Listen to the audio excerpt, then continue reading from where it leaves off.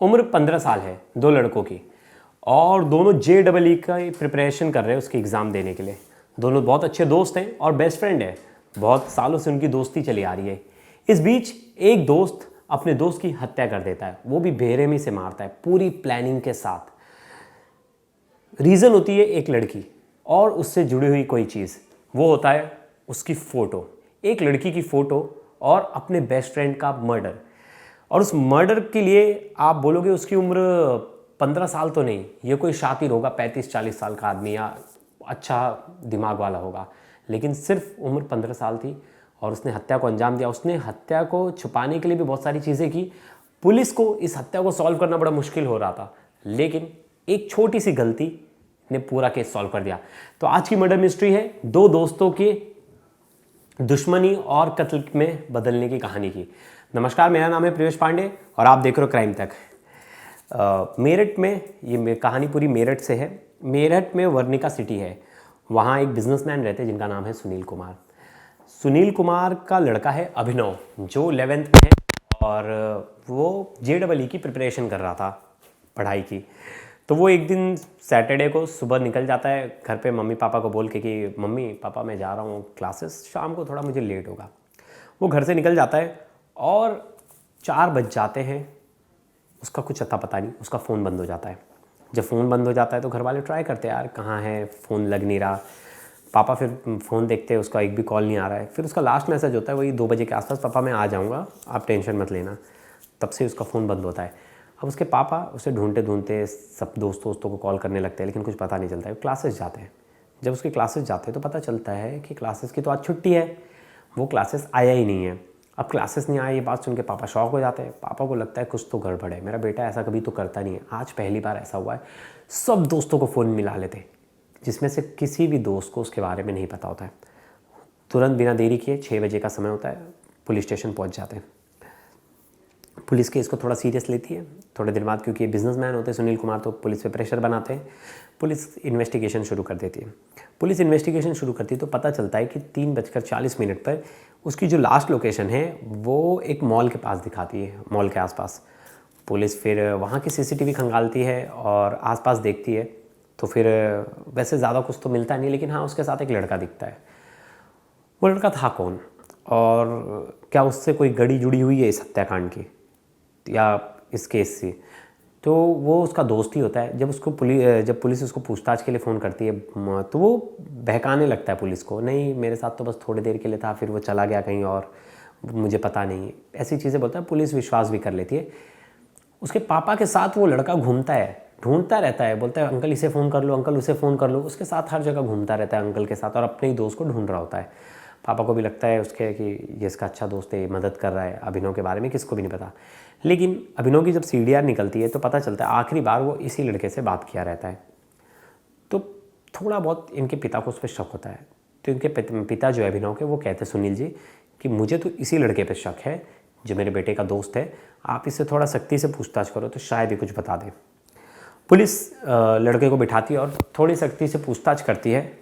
तो लड़का जो कहानी बताता है वो बड़ी हैरान करने वाली होती है।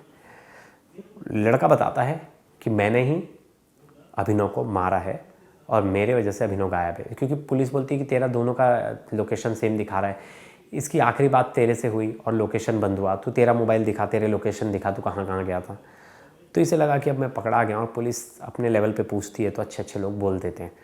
तो इसने बताया कि मैंने ही आपके बेटे का कत्ल किया है और मैंने उसको कत्ल करके मार दिया। पुलिस हैरान हो जाती है और उसके पिता हैरान हो जाते हैं, बोलते हैं यार ये तो तेरा बेस्ट फ्रेंड था, तूने ऐसा क्यों किया और तूने कैसे किया।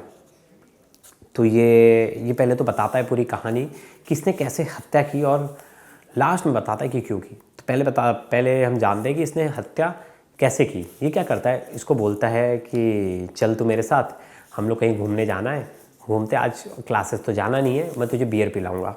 ये दोनों सुबह, ये अभिनव अपनी स्कूटी से सुबह निकलता है, ये भी अपनी गाड़ी लेता है बाइक, और दोनों निकलते हैं। अब क्या होता है कि इसको इसका कत्ल करना होता है तो इसके पास पैसे तो होते नहीं हैं, तो ये अपना मोबाइल, जो दूसरा लड़का है अभिनव का दोस्त, वो अपना मोबाइल एक दुकान पे बेचता है, 8,000 रुपये लेता है। फिर जाता है पहले बियर शॉप, वहाँ से बियर खरीदता है, दोनों बियर पीते हैं और बहुत ज़्यादा बियर पीते हैं। फिर इसे एक कॉलेज के पास लेके जाता है जहाँ सुनसान एरिया होता है और थोड़ा सा वैसा, मतलब लोग वहाँ कम आते जाते हैं, और काली नदी उसी के पास होती है। वहाँ ये लोग बैठ के दारू पीते हैं। फिर ये वापस से जाता है और बियर खरीद के लाता है और अभिनव को इतना बियर पिलाता है कि अभिनव को होश नहीं होता कि वो अब क्या कर रहा है। इसके बाद वो उसको हथौड़े से मारता है, 4-5 हथौड़ा मारता है उसके चेहरे पे, उसकी जगह पे ही मौत हो जाती है। मौत होने के बाद वो क्या करता है, उसका मोबाइल लेता है, मोबाइल को स्विच ऑफ करता है और अपने पास रख लेता है। उसकी गाड़ी दूर छोड़ के आ जाता है और उसकी बॉडी को वो काली नदी में फेंक देता है। अब ये तो थी, इसको मर्डर कर दिया। पुलिस फिर इसको और कड़ी पूछताछ करती है, बोलती है कि तूने ऐसा किया क्यों, अपने ही दोस्त को अपनी गाड़ी बेच के और अपना मोबाइल बेच के इतनी प्लानिंग से अपने कोई बेस्ट फ्रेंड को कैसे मार सकता है।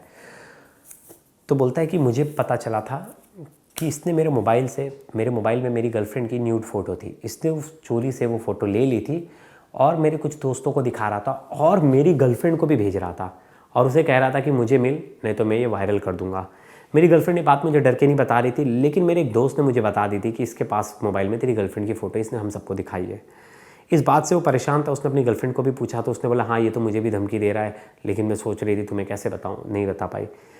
उसी दिन अभिनव की जो प्लानिंग है ये कर लेता है कि मैं इसे मारूंगा जान से, मैं इससे बात नहीं करूंगा, मैं इसे जान से मारूंगा ही।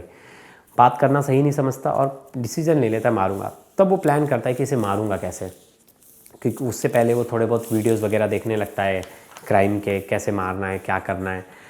तो वो उसके पास तो पैसे तो होते नहीं है कि पार्टी वार्टी देने के बहाने से ये बुलाए और इसको बाहर लेके जाए, तो अपना मोबाइल बेच देता है और मोबाइल बेचने के बाद सामान खरीदता है, हथौड़ी अपने घर से लाता है ये और बहुत बेरहमी से मारता है। और उनका कारण ही यही होता है और लास्ट में मारने से पहले पूछता भी है कि तूने ऐसा क्यों किया, तूने मेरी गर्लफ्रेंड का फ़ोटो मेरे मोबाइल से क्यों लिया, तू उसको क्यों ब्लैकमेल कर रहा था, तूने उसकी बदनामी की है, तूने उस सबको वो फ़ोटो दिखाया है। मुझे तुझसे ये उम्मीद नहीं थी, तू मेरा भाई जैसा था, तू मेरा बेस्ट फ्रेंड था और तूने ऐसी हरकत कर दी। इस बात से गुस्साया वो लड़के ने कम से कम अभिनव के ऊपर 10 से 15 बार हथौड़े से वार किया। हथौड़े के वार करने के बाद उसकी जान मौके पर ही चली गई। उसके पिता अब न्याय की मांग कर रहे हैं। वैसे लड़का नाबालिग है तो कुछ दिन मुझे लगता है बाल सुधार गृह में रहेगा, फिर वहाँ से फिर आगे डिसीज़न होगा कोर्ट केस में लड़ेगा, लंबी लड़ाई चलेगी। शायद उसे कुछ टाइम बाद, कुछ सज़ा काटने के बाद बेल भी मिल जाए। लेकिन आप देखिए ना, उम्र क्या है बस दोनों की, 15 साल, 11th के स्टूडेंट है। और आजकल तो देखिए AI का ज़माना है, इंटरनेट इतना फास्ट हो गया है। मैं इस उम्र में फेसबुक मैंने डाउनलोड किया था, लेकिन आज तो 5th 6th के बाद ही बच्चे फेसबुक, इंस्टाग्राम, सब चीज़ें, सोशल मीडिया और टेक्नोलॉजी से रूबरू होना बहुत अच्छी बात है। लेकिन कहीं ना कहीं टेक्नोलॉजी, बहुत सारी ऐसी चीज़ें जो हमारे समाज में कुछ ना कुछ ऐसी चीज़ें बो रहा है धीरे धीरे कि वो हम सब पे इफेक्ट कर रहा है। जैसे बच्चों को कम एज में ही वो होने लगा कि पढ़ाई से कम ज़्यादा ध्यान है। थोड़ा रील्स में मैं भी फेमस हूँ, मैं भी दिखूँ, हर किसी बच्चे को, लड़के को, लड़की को गर्लफ्रेंड बॉयफ्रेंड बनाना स्कूल टाइम में, जो कि बहुत फैशनेबल हो गया आज के टाइम पे। अच्छे अच्छे स्कूल्स में देख रहा हूँ कि बच्चे बोलते बड़ा फ्लॉन्ट करते कि मेरी तो गर्लफ्रेंड है, मेरा बॉयफ्रेंड है। और इस उम्र में जहाँ हम स्पोर्ट्स के लिए एक्टिव होते थे, मतलब मैं तो अपने आप को ज़्यादा ऐसा नहीं कहता कि मैं बहुत ज़्यादा उम्रदार हूँ, लेकिन हम इस उम्र में स्पोर्ट्स, ये सब चीज़ों में बड़ा एक्टिव होते थे। हमारी लड़ाइयाँ होती थी स्पोर्ट्स को लेके, क्रिकेट को लेके, क्रिकेट में चीटिंग को लेके। लेकिन जो ऐसा होता था ना, लव अफेयर, ये सब के लिए जो मर्डर होता था, वो पहले 30-35 साल के लोगों में ज़्यादा दिखाई देती थी, उस उम्र के कैटेगरी में ज़्यादा दिखाई देती, 25 के ऊपर वाले के।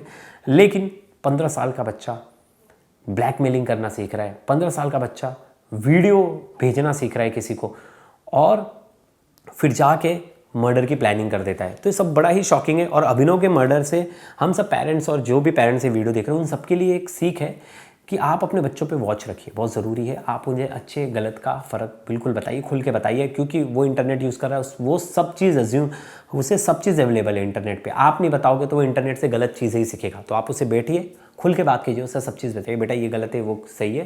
क्योंकि अगर आप बात नहीं करोगे तो क्या पता आपका बच्चा किसी ऐसी चीज़ों में फंसा हो और उसके साथ भी कुछ ऐसा हो जाए।